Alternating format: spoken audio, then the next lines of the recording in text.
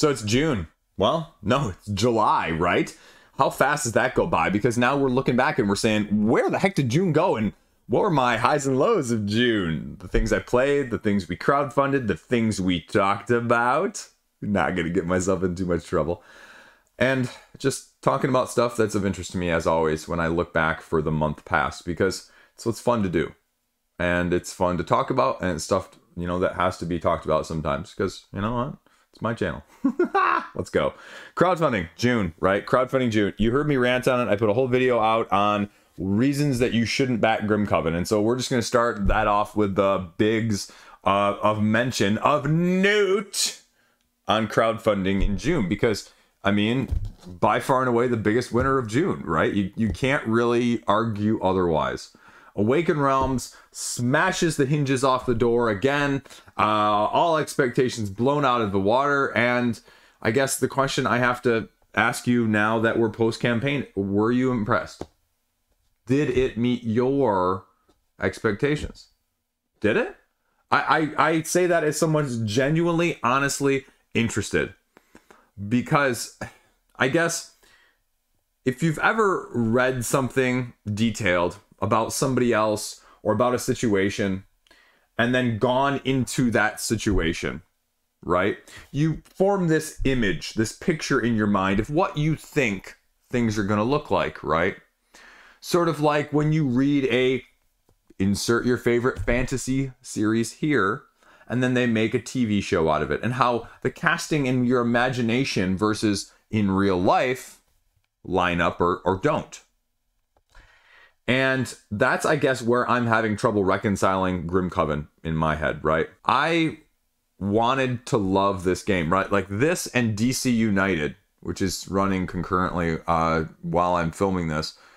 They were my top 2 of the year. They have been my top 1 and 2 of the year for pretty much the whole year of 2024 already, right? Like just sort of flipping spots 1A and 1B.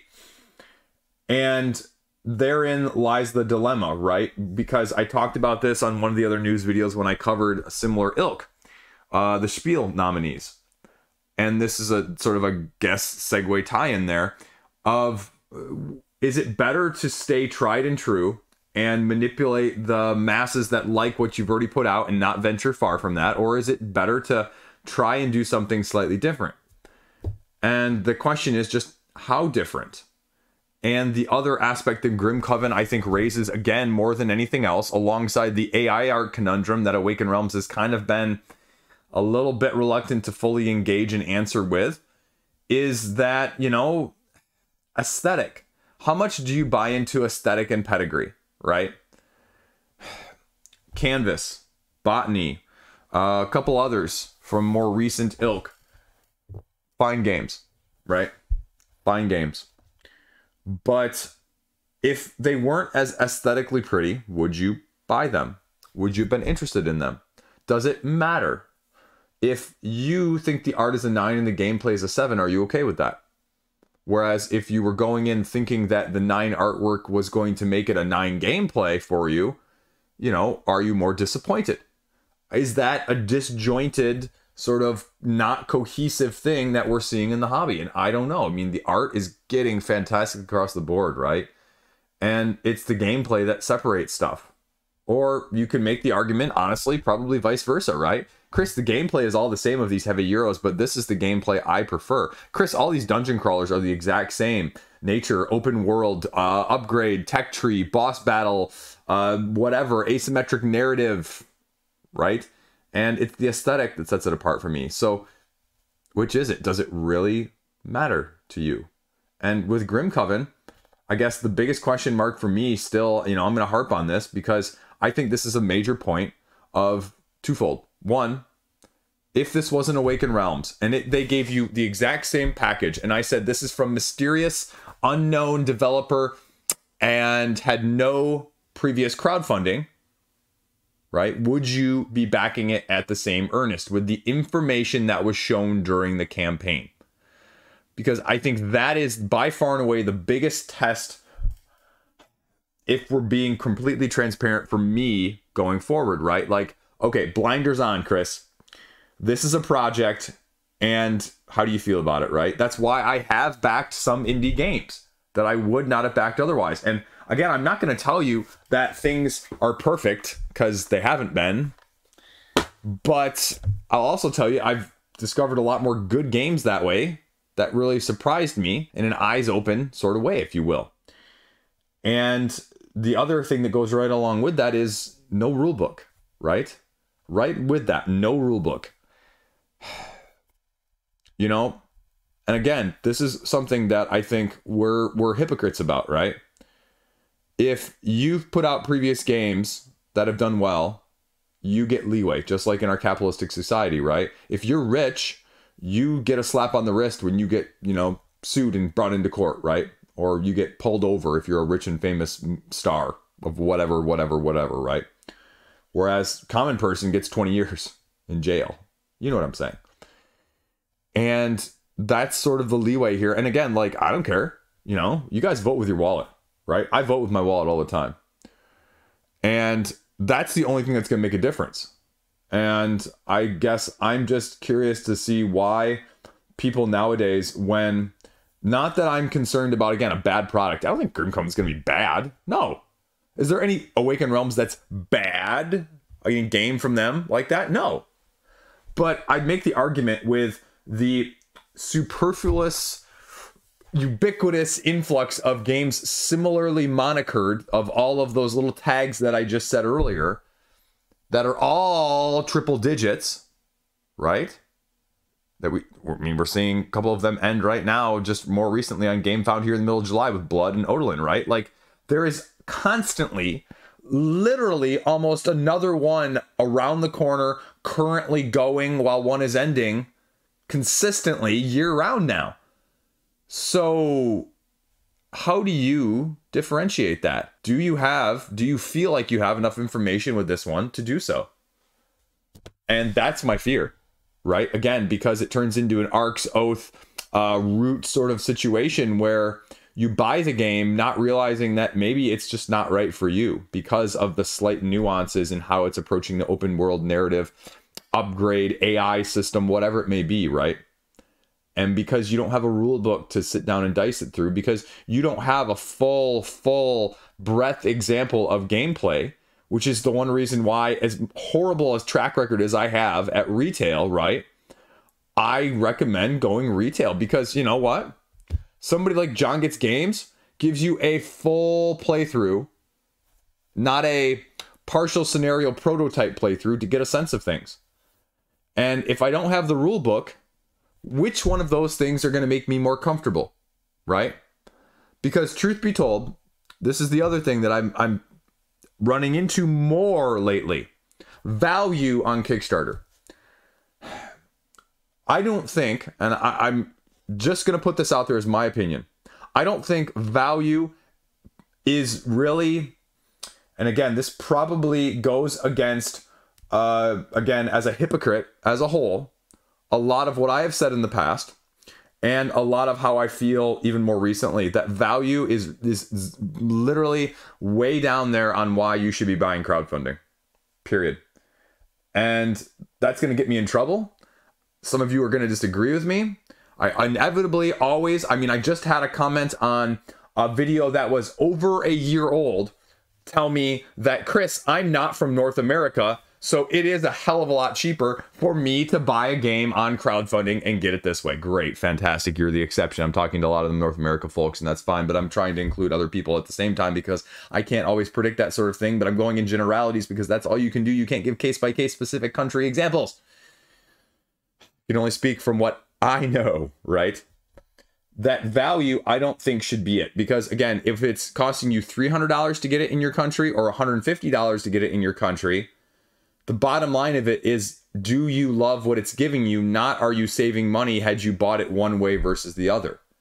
Because invariably, like I've said previously, not many of you are going, well, Chris, I can only buy one game this month, this quarter, this year, and I need to make sure the value is worth it. Chris, I'm on a very limited type budget. I don't hear that in the comment section. What I hear is a lot of people going, oh, shouldn't have bought that. Oh, wish I bought that. Oh, that was a better value. I sold that for, right? So that becomes my concern, because I literally the day I filmed this, right? The day I filmed this earlier this evening, I went, and you've heard me espouse one of my wife's favorite games, Space Base. It sits up there on the top shelf. That's why I look and point, right? Sometimes I know where these games are, actually. I know, right? Not all of them. Don't be fooled. But some of them, the more important ones, we'll say.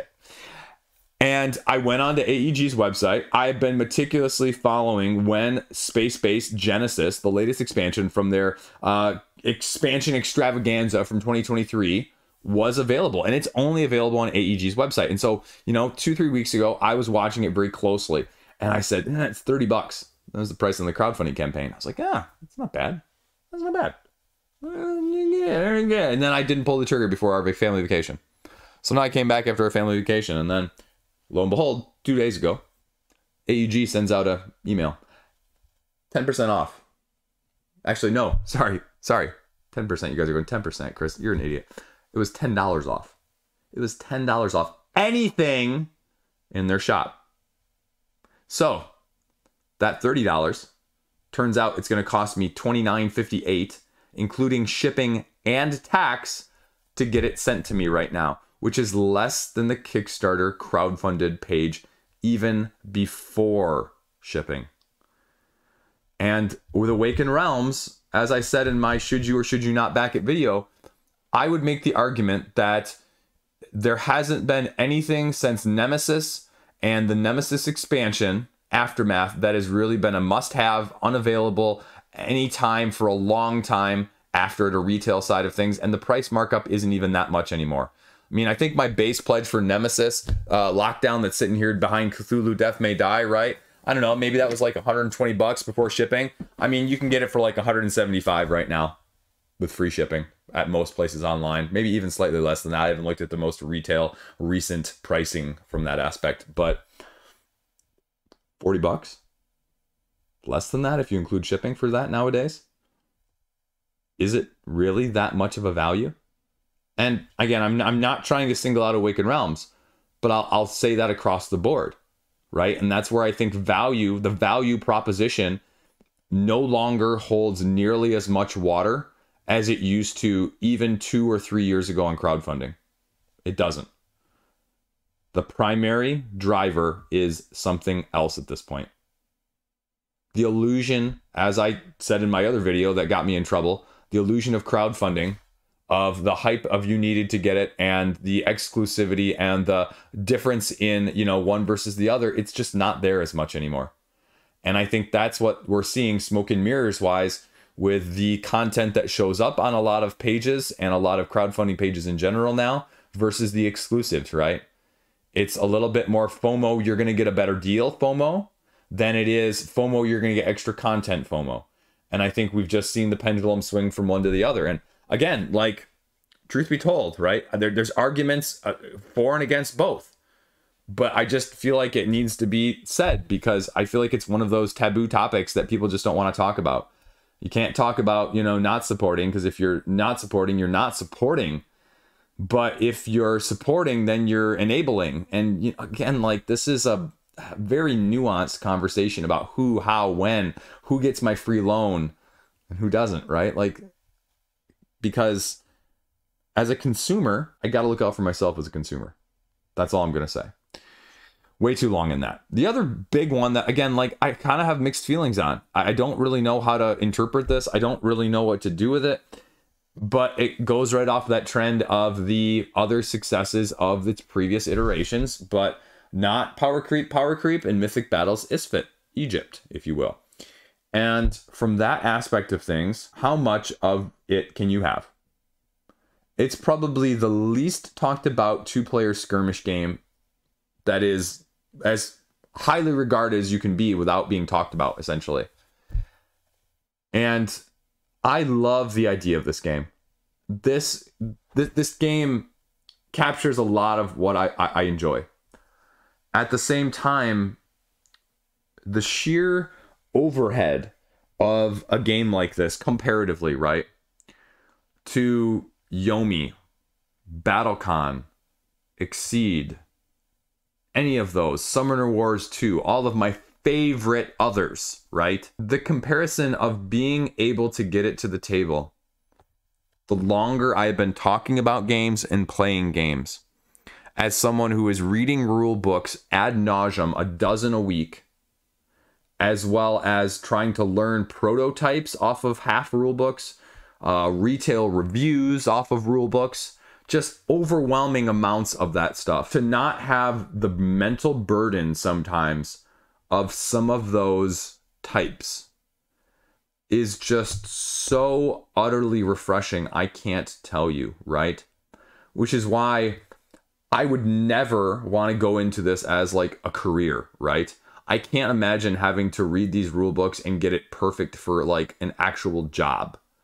Like, I do this because I freaking enjoy it and it's fun. And I feel like if I had to do that, it would not be fun for me personally, because of just the amount of games that are having the amount of info now along these lines. And again, I'm not going to tell you that Mythic battles, that's not what I'm saying, is that they have like this huge, massive, horrible, hard undertaking of, no. But I'm saying there is a cumulative effect, for example, doing the crowdfunding roundup. Did you know that I do the crowdfunding roundup every week spread over at least 2 nights, sometimes even 3, because I'm reading the rule book, trying to figure out how I'm going to explain it to you, and doing that with anywhere between 12 and 20 games a week, right? I get to 5 or 6 games sometimes in a night, especially some of the bigger ones, and my brain goes, tap it out here, Chris. We're done. Turn off the camera, hit the stop button, snooze it until tomorrow, right? And that's what some of these games do. And so, when I have these game nights and when I start playing more things, right? What's easier to review? Things that are easier to understand, things that are easier overhead wise. And I'm not saying that you can't have the heavy ones, but I'm saying, it's tougher and tougher to do. And so I see why people get burned out from that aspect. It's clear. It's freaking ridiculous. Getting paid would make it somewhat easier, but, you're going to have to pay me a lot. That's why people probably do paid preview videos. They can justify it from that aspect of things. So I understand it. The other one we have to talk about, well, it's one that I put a video out on. I mean, Ichor and Iliad, right? From Bitewing. I have a type. It launched at the end of June. We can talk about it because I do launch dates, not end dates. So, again, 2 different types of games, continue games that are just going to be of those ilks, of those things I was just talking about. One going to be tile number based. The other going to be asymmetric Santorini Powers-esque based, with just dropping your tiles like it's hot, right? And you know what? They're both fun in completely different ways. And what was interesting for both of those for me was, one, Bitewing puts out a very nice deluxe product, sort of very, very similar to them in All Play recently. The multi-game campaigns, killing it with the overachieving and just sort of exceeding expectations, if you will.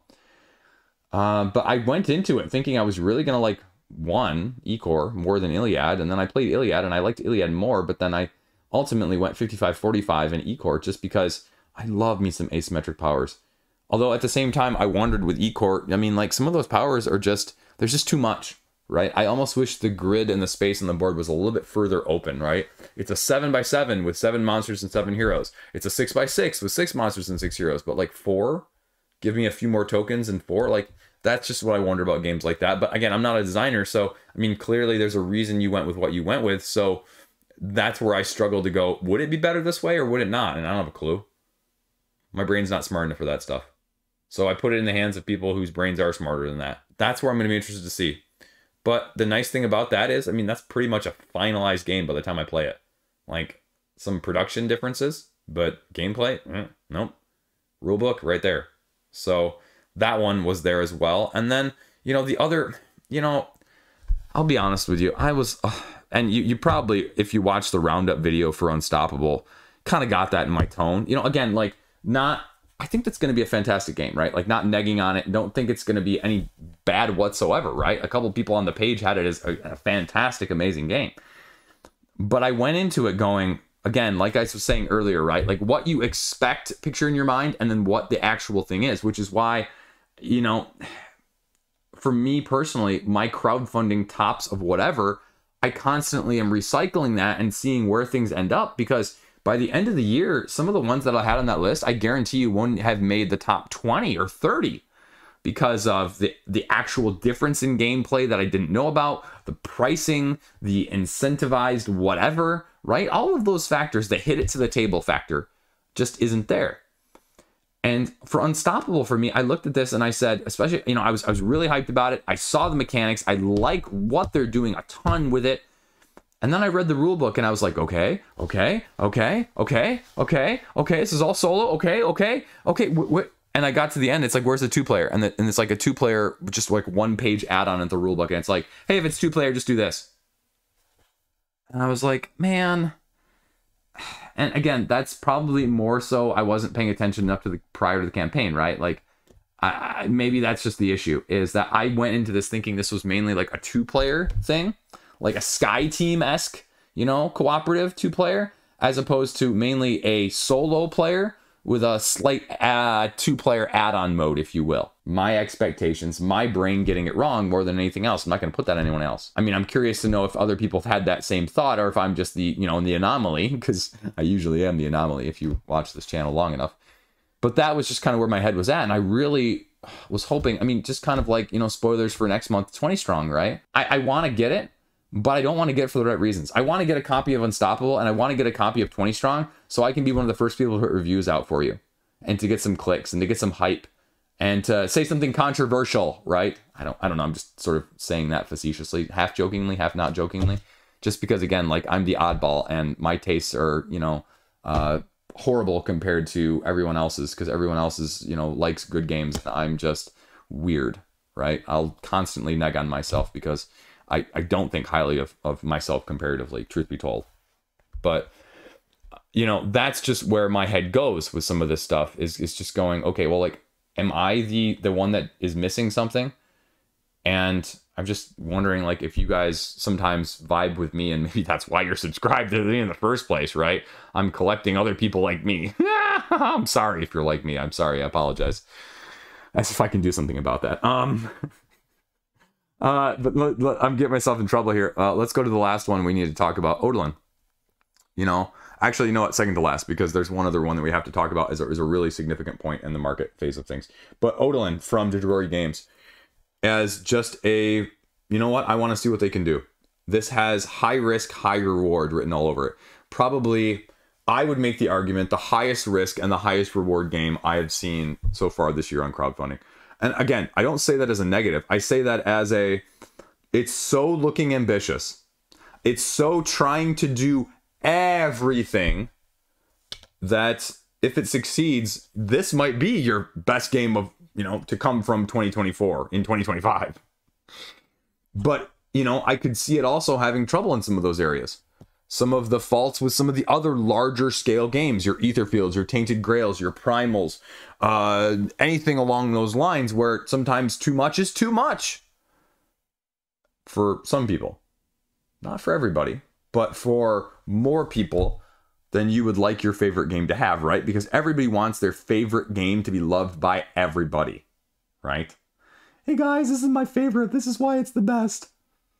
Everybody has that, right? Everybody has that game. It's okay. It's okay. But because you're doing so much, right, in some of these games, there is so much done. There is so much there. There is also so much more to nitpick or to criticize or to critique or to potentially just not have as good as it could be or should be.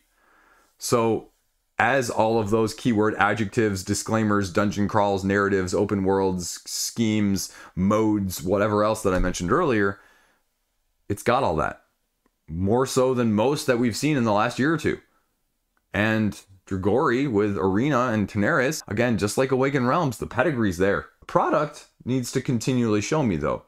Because again, I am a what have you done for me lately, not a what have you done in the past and I'm going to give you a free pass because of the excellence that you've done in the past. Right? Because I don't know about you, but that's how I've gotten burned repeatedly, by going off of pedigrees of companies that put out things previously that I liked. And then I said, well, they put out this and I think they're putting out something like this again. And so I'm going to, and then, ooh, no, you know what I'm talking about. So that is the second to last one that we have to just talk about briefly. Then last up, and again, I'm going to go somewhere slightly different with this, but stay with me, because I think this illustrates one of the points I've talked about several times in this channel. It's something that I don't think likes to be always talked about, right? In the realms of your Catans, your Wingspans, your Ticket to Rides, your Splendors. I see a lot of bashing of those games as intro, beginner, filler, whatever, you know, style of games. I love those games.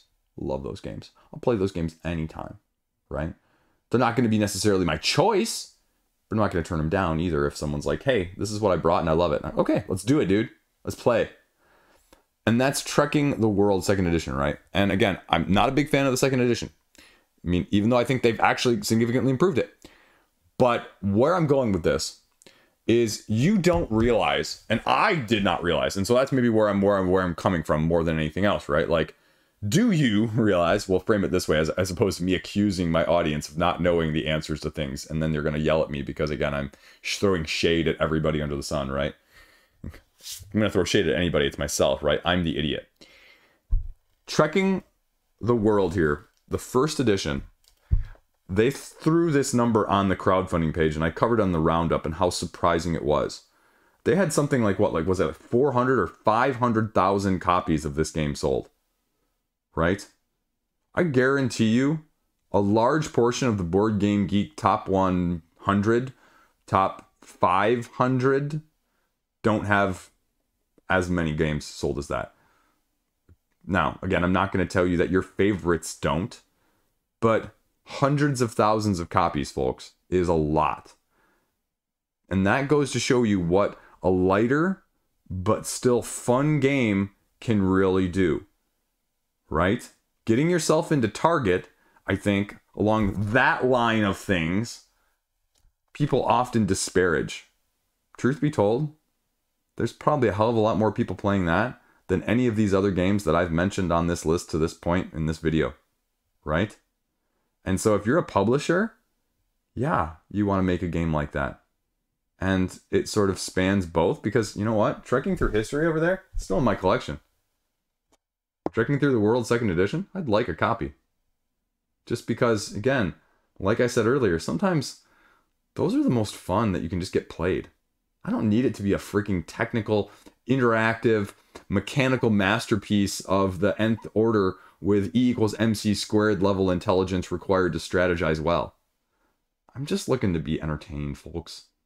I like being entertaining. I know I'm not very entertaining on these videos, but I like being entertaining in real life. As in, I like people coming over and us playing something and having a good time.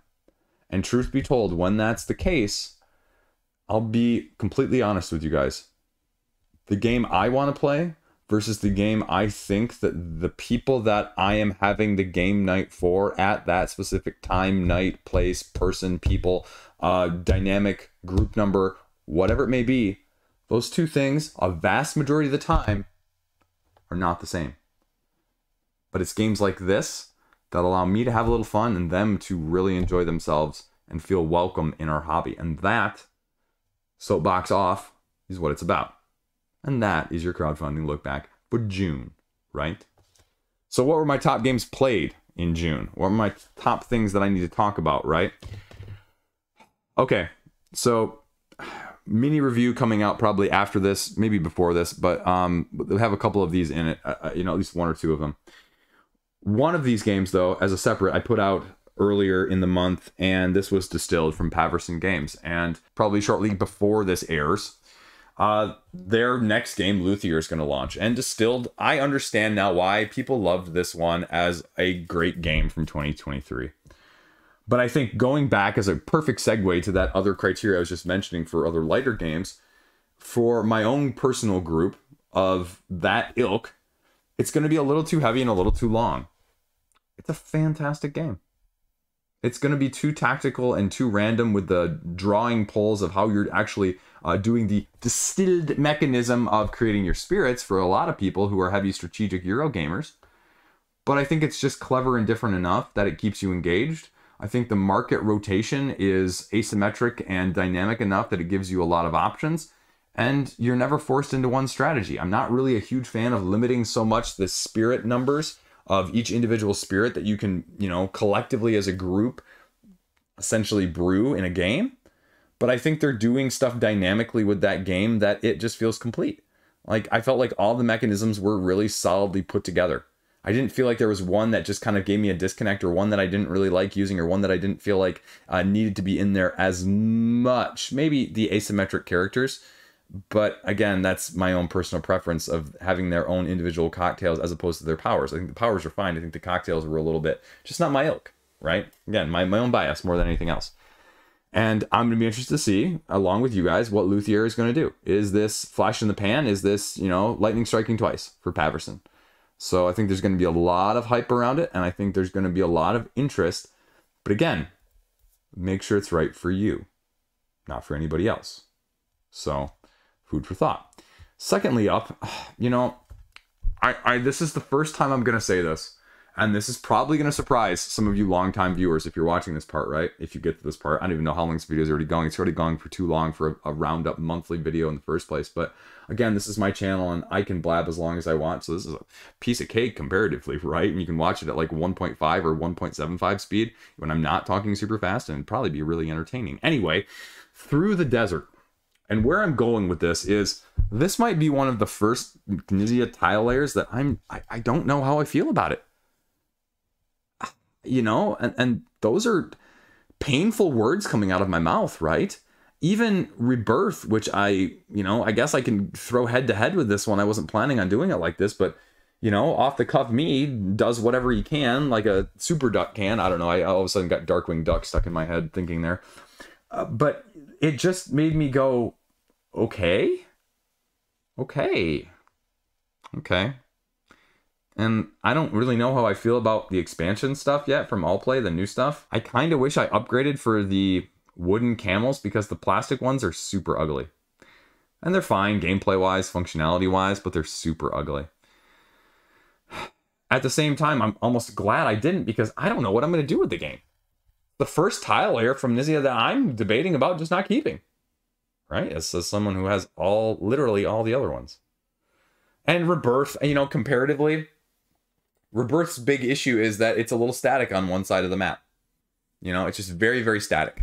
And I can potentially see some meta game evolving situations from that dynamic, which the Ireland board on the other side fixes a little bit with random objectives on the board and random objectives during the gameplay that you may be manipulating and going for. In that way, comparatively, that's going to be different every time you play. But the whole interest, the desire of that was to have two completely different dynamic boards that I both want to play equally. And if one of them I'm not as interested in, that's 50% of the game, right? And that's like when I talk about these dungeon crawls. If I'm not going to play it in the solo mode that you're designing, if I'm only going to play it co-op and I'm not going to play PvP, well, you know, I'm paying for that extra mode, whether or not you can really separate it out, which you usually can't, right? But I'm still paying for it extra. And am I better buying a cheaper game, a game that is going to be more suited to my needs, and I'm going to be able to capitalize more thoroughly, fully, and completely, repeatedly, for a slightly lesser amount? And I don't know the answer to that. I don't know. I got to give it another play or two, because yeah, it's super cutthroat, but I also just didn't feel like I like it engaged, like super interested factor was there like the other ones have been. And that's just weird saying. And I wasn't expecting that.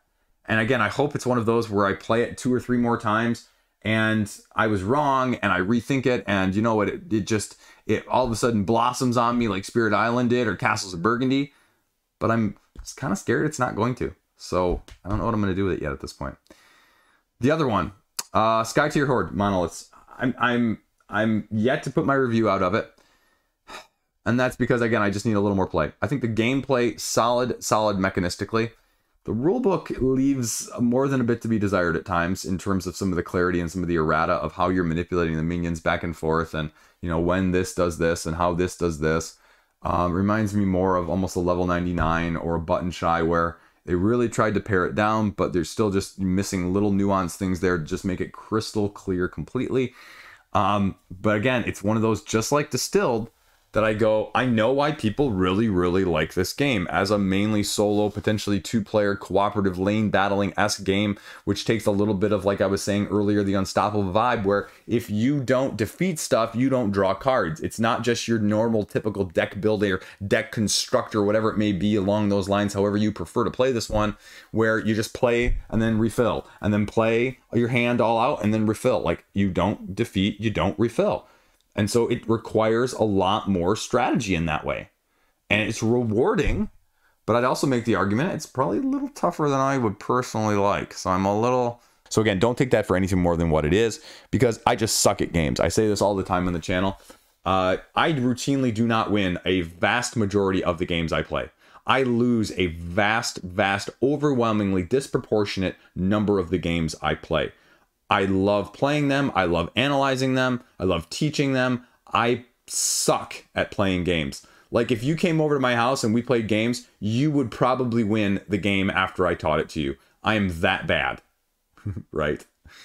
So, I don't know. That's where my struggle is with this. And again, like, as someone who's trying to be objective as much as possible, you know what I'm saying? I'm not objective. I'm biased. I'm simp. You know, I got my types, I got my anti-types, whatever that may be. I don't know where I'm going with this. But, you know, I'm trying to say, even though a game may not be my personal favorite mechanistic standpoint, even though a game may not have these elements that I enjoy, even though the game may have all of these things that I enjoy, how can I look at it and present it to you to make sure that you are buying it because you are fitting those things, not just my own personal simp biases? So that's where Skytear Horde is really kind of testing me in that regard. The only other one that we have to talk about, I guess, is a little bit of How to Save a World from Burnt Island. Again, doing something slightly different. I'm still not sure how I feel about all the worker placement spots. I think the clever dynamic of placing them on certain areas, either the planet or the moon or a space station or whatever it was, and some of them make you flop them over to the other area and some of them don't. I think that's clever in general. But like the moon area, not having all of those spaces opened up and having some spots where they were clearly, especially at lower player counts, just way more advantageous at the beginning, it just makes me go, okay, what is this finally going to look like at the end? Because I think it's clever how they're doing the 3-tiered, victory point system. I don't mind the bag pulling in terms of figuring out when the asteroids are going to hit and how far it's going to move and that sort of thing. I mean, again, like Agent of Chaos, Chaotic Neutral, love that sort of thing. But I can see that not being people's jive in a more strategic Euro resource management style game. That would be my only concern. Again, just because what's your expectation versus the reality? So you really need to be aware of those dynamic elements, just like with Brink when I talked about Brink like a week or two ago, right? It's not that, it's going to be a bad game, but there's going to be significant elements in there. If you're not particularly prepared for them and your group doesn't like that in very specific dynamic in particular, you're going to have trouble. Say what you will, no matter how good a game is, right? So that's it. That's a long video of me ranting, raving, talking about things, a few news topics along the way, a few interesting tidbits here and there, and just me just trying to let you know where my head is at, right? Like, I just want you to know where I'm coming from at all times. And I'm a little bit, as my English teacher mother would say, loquacious. It means I talk too much. I'm a little bit too wordy, in case you made it this far in this video and didn't realize that. I love that word, though. It's just a great word, loquacious. It's like an L-O-Q-U sort of thing. Anyway, so that's where I'm at. That's where my head's at. And, hopefully, if you made it this far or you watched any of this video, that's why you watch it in the first place, is because I just try and put that out there. Just try and put myself out there for you in that way. So, I'm wrong more than I'm right, like usual. So, let me know. How was your June? First half of 2024? It's over. Where are things at? How you feeling? What's on your lists for best so far? That's a whole nother video, though. Did you miss that one? Did you catch that one? Go check it out if it's launching, I don't know, before or after this one. I don't know. It depends on when I feel like editing. I've been feeling really lazy editing-wise lately, so bear with me. Have a great freaking fantastic day. See you around. Stay classy.